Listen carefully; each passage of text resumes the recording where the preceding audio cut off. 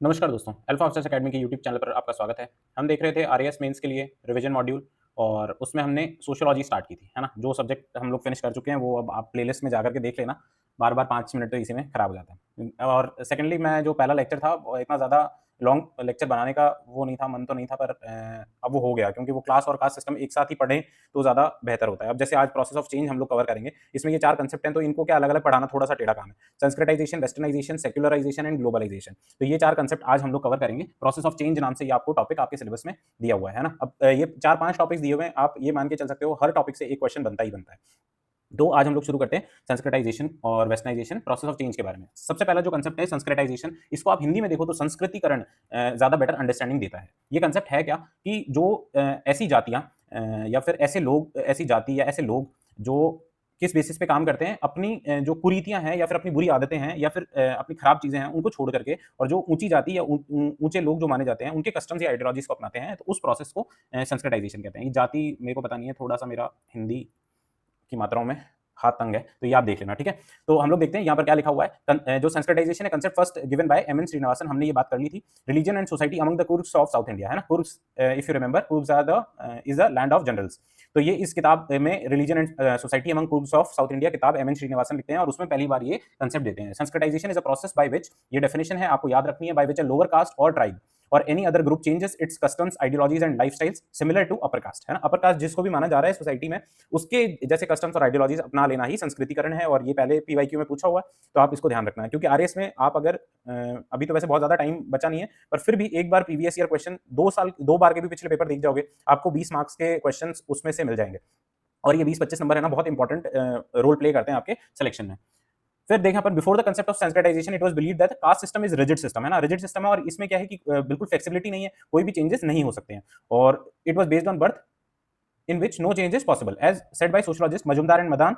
Cast system को close system बताया गया था, जबकि अब हम लोग देख रहे हैं जब ये संस्कृतिकरण का, संस्कृताइजेशन का जो कंसेप्ट आता है उसके बाद हम लोग देखें तो ये कंसेप्ट में ये रिजिड सिस्टम में फ्लेक्सिबिलिटी ला देता है, कैसे कस्टम्स और आइडियोलॉजीज और लाइफस्टाइल को अपना सकती हैं अपर कास्ट की लोअर कास्ट। फिर एम एन श्रीनिवास क्या ऑब्जर्व करते हैं, that caste is a flexible system and mobility is possible in this system. फिर इसमें एग्जाम्पल ऑफ संस्कृताइजेशन में अगर कुछ देखो तो हिंदुआइजेशन ऑफ भील्स, है ना? ये वैसे चलो ठीक है, इसके बारे में बात ज्यादा नहीं करेंगे, ये आप एग्जाम्पल ऐसे ही याद करना। चाहे भील जाति हो, संथल्स हो, गौंड ट्राइब्स हो, तो ये लोग क्या है, इनका हिंदुआइजेशन हो चुका है ना? या फिर पूर्ण तरीके से नहीं हुआ है तो हो रहा है थोड़ा थोड़ा। फिर जांगिड़ एक जाति है, उस वो शर्मा सरनेम को यूज करते हैं, तो ये भी संस्कृताइजेशन का एग्जाम्पल है। फॉरेन इन्वेडर्स जैसे शक्स, कुशाण्स, ये लोग हिंदू बन गए, क्षत्रिय बन गए, तो ये भी संस्कृताइजेशन का ही कंसेप्ट है। फिर एक रेफरेंस ग्रुप टर्म आती है। रेफरेंस ग्रुप क्या है? A group in which one is not a member of any caste but want to be, है ऐसा मतलब वो ऐसी कास्ट जिसका आप मेंबर बनना चाहते हो, है ना? तो इसको एंटिसिपेटरी सोशलाइजेशन भी कहा गया है। According to R K Merton, it is a process in which non group members learn to take on values and standards of a group that they aspire to join. जैसे कि मान लो कोई ब्राह्मण जाति का है और वो क्षत्रिय जाति जैसी व्यवस्था खुद के अंदर डेवलप करना चाहता है क्योंकि उसको जो क्षत्रिय वाली जो क्वालिटीज हैं वो ज्यादा पसंद हो। तो सिमिलरली ये रेफरेंस ग्रुप या एंटिसिपेटरी सोशलाइजेशन का कंसेप्ट है। फिर आगे देखें तो इसी का जस्ट उल्टा एक कंसेप्ट आता है, डीसेंसिटाइजेशन। डीसेंसिटाइजेशन में क्या है कि इसमें ऑपोजिट कंसेप्ट हो जाएगा। This is opposite concept of sensitisation. It has two types, या तो हायर कास्ट जो है वो start following lifestyles and rituals of a lower caste, है ना? चाहे वो जनजातियों जैसा बिहेव करने लग जाए या फिर और दूसरी जो जातियां हैं जिसको लोअर कास्ट माना गया है उनके जैसे लाइफस्टाइल और रिचुअल्स को अडॉप्ट कर ले, या फिर when upper caste abundance the elements of their ancient Indian culture and adopt western lifestyle. चाहे चाहे तो अपर कास्ट ऐसा, हायर कास्ट ऐसा कर ले कि लोअर कास्ट के ट्रेडिशंस या रिचुअल्स को अपना ले, या फिर वो वेस्टर्न लाइफस्टाइल को अपना ले, तो इसको डीसेंसिटाइजेशन कहा गया है। फिर एक रीसेंसिटाइजेशन भी कॉन्सेप्ट है, the process of Indian people abandoning western culture. आप देख रहे होगे बहुत सारे लोग वेस्टर्न से वापस से इंडियन कल्चर की तरफ आ रहे हैं, तो Indian people abandoning western culture and adopting Indian culture again after awakening, है ना? अवेकनिंग मतलब उनका पुनर्जागरण हो जाता है। तो उसके बाद में due to influence of western education, governance and values is called desensitisation, है ना? तो आप वेस्टर्न कल्चर आपने अडॉप्ट कर लिया तो ये आपका डीसेंसिटाइजेशन हो गया एक तरीके से। उसके बाद में आप वापस इंडियन कल्चर की तरफ आ जाते हो तो ये रीसेंसिटाइजेशन हो गया। फिर कुछ फीचर्स और बेसिक बेसिक बातें हम लोग एक एक करके देखेंगे कि फीचर्स क्या है, फंक्शंस क्या है। तो ये फीचर देखो, लॉन्ग लास्टिंग प्रोसेस है, ये डायनामिक कंसेप्ट है और इंडिविजुअल प्रोसेस है, बट कलेक्टिव एक्शन है ना? ये मतलब इंडिविजुअल प्रोसेस नहीं है, कलेक्टिव एक्शन है ये, क्योंकि एक इंडिविजुअल ऐसा करे तो ऐसा संस्कृताइजेशन नहीं माना जाएगा उसको, है ना? एक as a whole society as a whole या एक कुछ पॉपुलेशन या ग्रुप ऐसा करेंगे तो ये कलेक्टिव एक्शन संस्कृताइजेशन माना जाएगा। यूनिवर्सल प्रोसेस है found in all societies. In this the lower caste imitates the behaviour of Brahmins as well as other dominant caste. ये तो हमने उसमें देख लिया इसके डेफिनेशन में। टू वे प्रोसेस है, lower caste try to achieve high status while the upper caste start worshipping folk deities to protect themselves from epidemic, है ना। तो जो अपर कास्ट है वो भी लोअर कास्ट जैसी जो चीजें होती है वो करने लग जाती है और lower caste high status achieve करना चाहती है। फिर there is no structural change due to this, इसके कारण कोई भी स्ट्रक्चर में बदलाव नहीं है। For example there is no change in social system, जो सोशल सिस्टम चल रहा है वो सोशल सिस्टम वैसा का वैसे ही चला जाएगा, बस कुछ ग्रुप अपनी आदतें वैसी कर लेंगे, अपने बिहेवियर में वैसा इमिटेट कर लेंगे जो अपर क्लास जैसा हो या अपर क्लास जो वेस्टर्न लाइफस्टाइल या लोअर क्लास जैसा हो। फिर the process is not limited to Hindus but it is also found in tribes, जैसे कि आप अगर आप गोविंद गिरी को जानते हो, अभी करंट सिचुएशन में इंडिया में जितने भी ट्राइबल मूवमेंट्स चल रहे हैं, बहुत सारे ट्राइबल मूवमेंट्स अभी चल रहे हैं, पता नहीं आपको पता है कि नहीं, पर उसमें सीधी सीधी बात ये की जाती है, उसमें ट्राइब्स को बताया जाता है कि आपने जो गलत आदतें अपना रखी है आप उनको छोड़ो, शराब का सेवन, मांस का सेवन, ये सारी चीजें छोड़ करके आप जब मेन स्ट्रीम सोसाइटी में आओगे तब आपका विकास होगा, एजुकेशन जैसी चीजों को आपको अडॉप्ट करना पड़ेगा। फिर आगे देखिए तो कुछ फैक्टर्स हैं जो प्रमोट करते हैं किसको, प्रोसेस ऑफ सेंसिटाइजेशन को। इन एंशिएंट टाइम्स ब्राह्मण dominated the study of Vedas and chanting, however at present आप ऑनलाइन भी एक्सेसिबल है सभी क्लासेस और सभी कास्ट के लिए। एनकरेज करता है किसको, ये एनकरेज करता है सेंसिटाइजेशन को, क्योंकि अब कोई भी जाति हो, चाहे कोई ट्राइबल हो, वो लोग वेदास को पढ़ सकते हैं, वो लोग मंदिरों में जा सकते हैं, तो ये सारी चीजें डेवलप हो रही हैं, तो सेंसिटाइजेशन को जो प्रोसेस है वो प्रमोट होता है। फिर increase in social mobility due to development of means of communication and transport, ये हमने पहले भी ऐसी बातें कर ली है। Desire to move up in the hierarchy, ये बेसिक डिजायर है, बेसिक अर्ज होगी इंसान की, तो ये जो डिजायर है वो उसको प्रमोट करती है, किसको, सेंसिटाइजेशन को। Protection to lower class caste as per the provisions of the constitution, provisions of constitution SC/ST act जो बना हुआ है वैसे जो प्रोविजंस बने तो वो प्रोटेक्शन देते हैं लोअर कास्ट को, तो फिर वो लोग ऐसे प्रोसेस अपना सकते हैं। अर्बनाइजेशन इंप्रूव हुआ है, इंक्रीज हुआ है, इंप्रूव हुई है, इकोनॉमिक कंडीशंस, इंडस्ट्रियलाइजेशन, फिर एजुकेशन में वृद्धि भी हुई है, अटेनमेंट ऑफ पॉलिटिकल पावर दूसरी जातियों द्वारा, अलग अलग लोगों द्वारा, अनुलोम मैरिजेस या इंटरकास्ट मैरिजेस का जो कंसेप्ट है वो भी एनकरेज करता है सेंसिटाइजेशन को।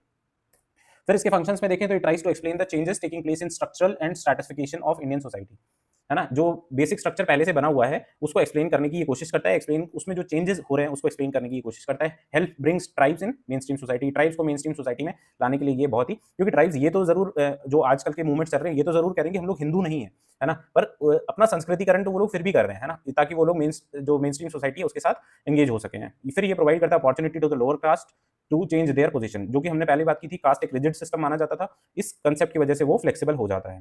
फिर ये अटैक करता है supremacy of the upper cast, reduce करता है कास्ट डिस्क्रिमिनेशन को and shows socio cultural dynamics, तो ये इसके फंक्शंस हैं। फिर कुछ लिमिटेशंस भी हैं क्या सेंसिटाइजेशन की, तो लिमिटेशंस ऑब्वियसली इसकी भी कुछ लिमिटेशंस हैं, तो ये लिमिटेड कंसेप्ट है, not sufficient to explain all जो सोशल चेंजेस जितने भी हो रहे हैं सबको ये एक्सप्लेन नहीं करता है, ये सिर्फ सोशियो कल्चरल जो डायनामिक्स है उसको एक्सप्लेन करने में तो ये सक्षम है, और बाकी और चेंजेस भी सोसाइटी में कई हो रहे हैं उनको ये एक्सप्लेन नहीं करता। It is process of reaction that is confined to a limited tradition. Today power acquisition and political participation are more important than caste status, तो ये जो कास्ट स्टेटस है, आपके पास में अगर पावर है या आपके पास में पॉलिटिकल पार्टिसिपेशन है अच्छा खासा, तो आप में से कोई भी ऐसी जाति होगी नहीं जो दूसरी जाति को अपर कास्ट भी समझेगी, है ना, तो अपर कास्ट की आदतें अपनाना तो बहुत दूर की बात है। फिर आप देखो दिस में लीड टू इंटरकास्ट एनमिटी, इसकी वजह से इंटरकास्ट एनमिटी हो सकती है, क्योंकि आप जब कह रहे हो तो आप ये मान रहे हो कि कोई जाति ऊपर है और कोई जाति नीचे है। द डोमेन कास्ट में not allow the lower caste group, है ना, डोमेन्स नहीं है, डोमिनेंट कास्ट है, डोमिनेंट कास्ट में not allow the lower caste group to reach their position. फिर डिस्पाइट ऑल दीज, मैंने आपको बोला जैसे भी लिमिटेशन लिखो उसके बाद में आप क्रिटिसिज्म में हमेशा पॉजिटिव लिखोगे, despite all these criticism conclusion में हमेशा पॉजिटिव लिखोगे। We can not deny the concept of sanskritization as the concept has been instrumental in understanding the social system and in particular socio cultural dynamics among different caste. ठीक है, ये देखो मैं आपको वैसे तो बहुत ज्यादा टाइम वेस्ट करना नहीं है, पर ये जो ऐसी लाइन है ना, इनका प्रभाव मेरे हिसाब से आंसर से भी ज्यादा होता है, तो आप हमेशा कंक्लूजन में कोशिश करें, एक लाइन ही सही पर कंक्लूजन में एक या दो लाइन जरूर आप लिखें, जब भी एटलीस्ट 10 मार्क्स वाले जो आंसर है ना उसमें तो लिख कर किया, बेसिक 2 लाइन का इंट्रोडक्शन, बेसिक 2 लाइन का कंक्लूजन और बीच में बॉडी, इतना सा कंसेप्ट है। ठीक है, फिर कुछ इफेक्ट्स देखो सेंसिटाइजेशन के सोशल जो स्फेयर है उसमें देखो तो ये हेल्प करता है लोअर कास्ट को raise their social status. Economic sphere में ये अडॉप्शन ऑफ क्लीन बिजनेसेस, जैसे कि अगर कोई जाति है जो शराब बनाने का काम कर रही है तो वो अपने सेंसिटाइजेशन करेगी, तो वो शराब बनाने का काम छोड़ करके और दूसरे जो बिजनेसेस होंगे उनको अडॉप्ट करेगी। Lower caste people giving up work that are not considered good. फिर इन रिलीजियस फील्ड में देखो तो visiting temples, performing puja, wearing sacred threads like Brahmans used to do. फिर giving up forbidden food and ceremonies, जैसा मैंने आपको पहले ही बताया कि जो नॉन वेजिटेरियन लोग हैं जो मांस का सेवन करते हैं वो लोग मांस को त्याग रहे हैं। कुछ ऐसी सेरेमनीज जो उनको सही नहीं लगती थी, चाहे वो बलि देना, जैसे कि आपको पता होगा अलग अलग जगह पर ऐसा कंसेप्ट होता है, तो ये सब ये लोग त्याग रहे हैं। फिर इन लाइफस्टाइल ये wearing cloth similar to upper caste, building beautiful houses and focus on cleanliness, ऐसी चीजें देखने को मिल रही है, तो ये इफेक्ट्स हैं सेंसिटाइजेशन के। फिर हम लोग देखते हैं कंसेप्ट आता है वेस्टर्नाइजेशन का। फिर हम लोग देखें तो वेस्टर्नाइजेशन, अब देखो वेस्टर्नाइजेशन का बेसिक मतलब तो आपको पता है, अगर आप ये पूरे वर्ल्ड देखो और यहाँ पर अगर इंडिया है, ये मेरा भारत महान है, तो इसके वेस्ट में जो वर्ल्ड है उसमें जो भी रीतियाँ, जो भी चीज़ें अपनाई गई, उसको उसका जो कंसेप्ट है वो वेस्टर्नाइजेशन है, ठीक है? तो ये तो बेसिक बात हो गई। It is a process when society adopts western culture, values, ideologies and lifestyle. अब ये एम एन श्रीनिवास है ना, एम एंड नहीं है ये, एम एन श्रीनिवास, इसके बारे में भी कहते हैं कि westernization refers to the changes in Indian society and culture as a result of 150 years of colonial rule.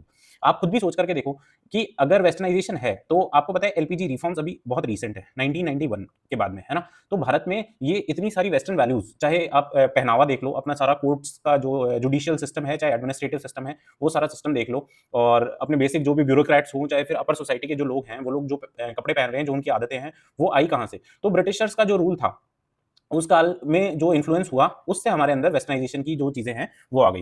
फिर अकॉर्डिंग टू योगेंद्र सिंह क्या कहते हैं कि westernization is the emphasis on humanism and rationalism in which started the process of institutional and social reforms in India. ये westernization को क्या कह रहे हैं? ये ह्यूमनिज़्म, मानववाद की बात करते हैं, ये रैशनलिज़्म कहते हैं कि ये तार्किक चीज़ें जो होती हैं, वो वेस्टर्नाइजेशन में आती है, और इस प्रोसेस ने स्टार्ट किया क्या? Institutional and social reforms in India.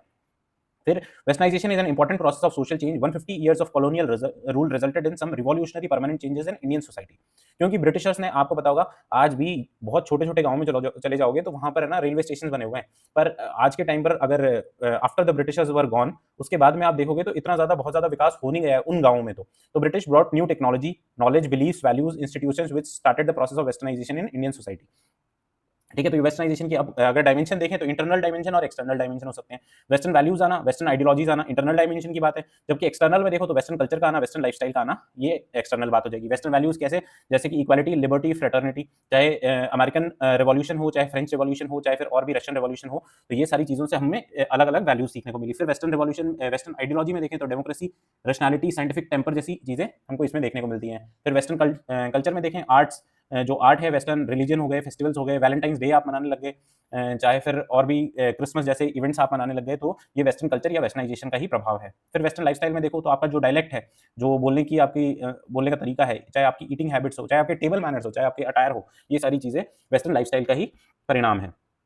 फिर एम एन श्रीनिवासन कुछ जो फीचर्स हैं वेस्टर्नाइजेशन के, वो बताते हैं, और वो कहते हैं it is an important imported concept, है ना? इंपॉर्टेंट इंपोर्टेड कंसेप्ट है, बाहर का कंसेप्ट है। फिर ये socio economic, cultural and political change brought by Britishers in India, है ना? ये पहले भी बता रहे हैं 150 ईयर्स ऑफ कॉलोनियल रूल की वजह से जो चेंजेस आए, उसको वेस्टर्नाइजेशन एम एन श्रीनिवास ने कहा। तो ये कह रहे हैं ये socio economic, cultural and political change है। फिर ये कह रहे हैं broadly change various aspects of Indian life, it is a broad and multi stage concept affects a person both directly and indirectly.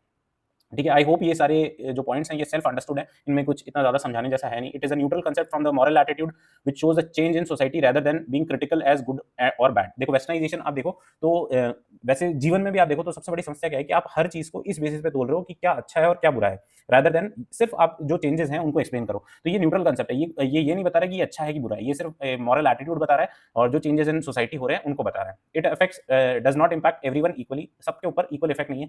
जो गाँव में, दूर-दराज गाँव में रहने वाला इंसान है, उसके ऊपर उतना प्रभाव नहीं है जितना प्रभाव जो मेट्रो सिटीज़ में रह रहा है उसके ऊपर है, या फिर जो इकोनॉमिकली वेल ऑफ है उसके लिए है।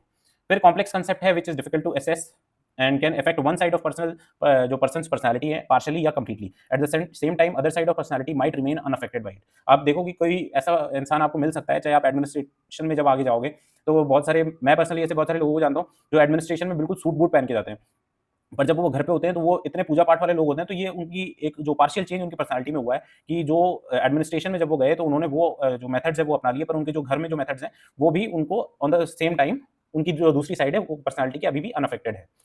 फिर impact of westernization on national movement पे भी कोई इम्पैक्ट हुआ था कि नहीं हुआ था? ड्यू टू वेस्टर्नाइजेशन देखो वैल्यूज ऑफ फ्रीडम, इंडिपेंडेंस, ये सारी चीजें आई। आपको पता होगा अगर आपने मॉडर्न इंडियन हिस्ट्री पढ़ी है, 1917 रशियन रेवोल्यूशन के बाद में जो जागृति भारत में आई, है ना? जागृति एज़ इन कोई लड़की का नाम नहीं है, जो डेवलपमेंट हुआ थॉट का, कि जब वहाँ पर लेबर जो क्लास है वो रिवॉल्यूशन कर सकती है, तो हम लोग क्यों नहीं कर सकते? जब जापान रशिया को हरा देता है, तब जो फीलिंग आती है इंडियन सोसाइटी में, वो यही आती है कि इतना बड़ा देश है, उसको अगर जापान हरा सकता है, तो हम लोग क्यों नहीं हरा सकते? तो ये सारे जो थॉट्स हैं, ये वेस्टर्नाइजेशन के ही कारण हैं। फिर it introduce national leaders to the philosophy of great thinkers, जैसे जेएस मिल हुए, हम मिल पढ़ चुके हैं यूटिलिटेरियनिज्म में, रूसो, वोल्टेयर, ये जो थिंकर्स हुए, इनके बारे में तब पढ़ा जब वेस्टर्नाइजेशन आया। They understood the cause and effect of Russian, जो हमने बात की, फ्रेंच रिवॉल्यूशन, अमेरिकन रिवॉल्यूशन, ये सारे में इनका जो बेसिक एसेंस था, वो इंडियंस या इंडियन लीडर्स जो हुए नेशनल मूवमेंट के, ये मोमेंट नहीं है भाई, है ना? मूवमेंट है। थोड़ी-थोड़ी इसमें देखो एरर्स हैं, बट ह्यूमन एरर्स है। ड्यू टू दिस देखो they fought against the oppressive British Raj, है ना? ये इम्पैक्ट है वेस्टर्नाइजेशन के। फिर वेस्टर्नाइजेशन जो है वो open up doors of knowledge, ये बेसिक कुछ चीज़ें हैं, देखते हैं इसके बारे में, और इसके आगे हम लोग देखेंगे पॉजिटिव और नेगेटिव इम्पैक्ट क्या है वेस्टर्नाइजेशन। तो देखो वेस्टर्नाइजेशन ओपन अब द डोर्स ऑफ नॉलेज, ये जो बेसिक टॉपिक है इसका बात क्या है, मॉडर्न एजुकेशन सिस्टम किस लिए एक्सेसिबल हुआ, वेस्टर्नाइजेशन की वजह से। Development of knowledge in Europe, renaissance movement in middle ages and which expanded mental horizons of Indian intellectuals. फिर एजुकेशन ऑफ ऑल का कांसेप्ट जो था वो वेस्टर्नाइजेशन की वजह से आया। During the latter half of 19th century British government in India made opportunities of education available to all sections of society, जबकि पहले एजुकेशन सबके लिए अवेलेबल नहीं था। The prevailing evil practices of that time, untouchability, inhumane treatment of women like Sati system, polygamy, child marriage, ये सारे इन सबको limelight में लाया गया और इनको खत्म करने की बातें भी वेस्टर्नाइजेशन की वजह से शुरू हुई। Social reformers attracted the attention towards the evil, जो इवल रिचुअल्स थे या सुपरस्टिशंस थे। आप जितने भी सोशल रिफॉर्मर्स हैं, चाहे आप रविंद्रनाथ टैगोर की बात करो, चाहे राजा राम मोहन रॉय की बात करो, चाहे स्वामी विवेकानंद की बात करो, जब स्वामी विवेकानंद जो लेटर 19th सेंचुरी है उसमें शिकागो में जाकर के भाषण दे रहे हैं, तो ये वेस्टर्नाइजेशन का ही प्रभाव होगा और उस प्रभाव में वो वहां जाकर के हमारी संस्कृति को प्रमोट कर रहे हैं। तो उन्होंने भी हमेशा यही कहा कि वेस्टर्नाइजेशन को जो उसकी जो अच्छी चीजें हैं वो हमारे लिए अपनाने में कोई प्रॉब्लम नहीं होनी चाहिए। फिर they also suggested remedies for social, political, economic issues of the country. The intellectuals took the responsibility of building modern, open culture, culturally rich and powerful India out of fragmented, poverty-stricken, backward and introvert society. ये देखो मैं आपको notes दे दूंगा, तो वो notes में से आप ये एक बार पढ़ लेना। ज़्यादा डिफिकल्ट नहीं है, बेसिक चीज़ें हैं, आप अपने मन से भी लिख सकते हो। फिर पॉजिटिव इम्पैक्ट में देखोगे तो सोशल सेक्टर अलग-अलग देखो, ये है ना पॉलिटिकल, सोशल, इकोनॉमिक, रिलीजियस या कल्चरल, ये पीएसईआर, कल्चरल तो नहीं, पीएसईआर में एक थ्योरी बनाई हुई है। तो कोई भी टॉपिक हो जिसके बारे में आपको कुछ याद नहीं आ रहा हो, तो पीएसईआर थ्योरी है, उसमें आपको पॉलिटिकल डायमेंशन के बारे में सोच लेना, सोशल, इकोनॉमिक और रिलीजियस या कल्चरल के बारे में। फिर आप एडमिनिस्ट्रेटिव भी इसमें ऐड कर सकते हो, अदर डायमेंशंस भी कुछ याद आ रहे हो तो इससे क्या है, थोड़े पॉइंट्स दिमाग में ज़्यादा आ जाते हैं। तो सोशल सेक्टर में देखो तो रिड्यूस करता है ये क्या, caste based discrimination, reduces social levels like जो सती सिस्टम है या पॉलीगैमी है, बहुविवाह की जो प्रथा है, values like equality and liberty establish होती है, फॉर्मल वैल्यू बेस्ड एजुकेशन शुरू होती है। पॉलिटिकल जो सेक्टर है उसमें डेमोक्रेसी आ जाती है, रूल ऑफ लॉ आ जाता है, कुछ फंडामेंटल राइट्स की, आपको पता है फंडामेंटल राइट्स आए कहाँ से, तो American constitution, constitution of USA से फंडामेंटल राइट्स आए, फंडामेंटल ड्यूटीज जो रशियन रिवॉल्यूशन के बाद में रशिया के यूएसएसआर के कॉन्स्टिट्यूशन हमने ली। फिर इकोनॉमिक सेक्टर में देखो तो modernization of agriculture, industrialization, urbanization, ये सारी चीजें हुई। आर्ट एंड कल्चर तो मॉडर्न पेंटिंग जो है वो उसका डेवलपमेंट हुआ। रिलीजियस फेयर में देखेंगे तो सुपरस्टिशन जो है वो डिक्रीज हुए, ह्यूमनिज्म, मानववाद ग्रो हुआ, रैशनैलिटी, तार्किक क्षमता आई, रिलीजन में भी रैशनैलिटी आई। तो ये सारे वेस्टर्नाइजेशन के पॉजिटिव इंपैक्ट है। नेगेटिव में देखो तो कल्चरल फ्रेगमेंटेशन बढ़ गया, encourage individualism, materialism and consumerism, जो कि वेस्टर्न जो दुनिया है उसका बेसिक एसेंस भी है, ये इंडिविजुअलिज्म के ऊपर जोर देता है, मटीरियलिज्म के ऊपर जोर देता है, कंज्यूमरिज्म के ऊपर। Collective consciousness in Indian society जो है वो रैपिडली डिक्रीज हो गई, क्योंकि इंडिविजुअलिज्म बढ़ गया तो कलेक्टिव कॉन्शियसनेस डिक्रीज हो जाती है। एनवायरमेंटल डिग्रेडेशन इंक्रीज हो गया, क्योंकि एनवायरमेंट के तो वेस्टर्न लोग एनवायरमेंट की तो परवाह नहीं करते हैं, वेस्टर्न लोग एनवायरमेंट की सिर्फ बात करते हैं, है ना, वो परवाह नहीं करते हैं। परवाह करने वाले देखने हैं तो आप इंडियन सोसाइटीज में आकर के ट्राइबल्स को देखिए एंड यू विल नो कि एनवायरमेंट की परवाह कितनी की जाती है। फिर इकोनॉमिक इनइक्वालिटी इंक्रीज हो जाती है, रिड्यूस करती है किसको, सोशल हार्मनी को। और impacted family and marriage structure, आपको पता है डाइवोर्स रेट्स इंक्रीज हो गए। आप डाइवोर्स रेट्स की बात करूं तो इंडिया में 1% है ना, जबकि इंडिया का सबसे मॉडर्न स्टेट है केरला, उसमें जस्ट 2% डाइवोर्स रेट है ना। हालांकि ये बहुत ज्यादा नहीं है वेस्टर्न कंट्रीज के मुकाबले, पर इंडियन सोसाइटी के हिसाब से इसको ज्यादा ही माना जाता है। ठीक है, तो ये कंसेप्ट हमने देखा।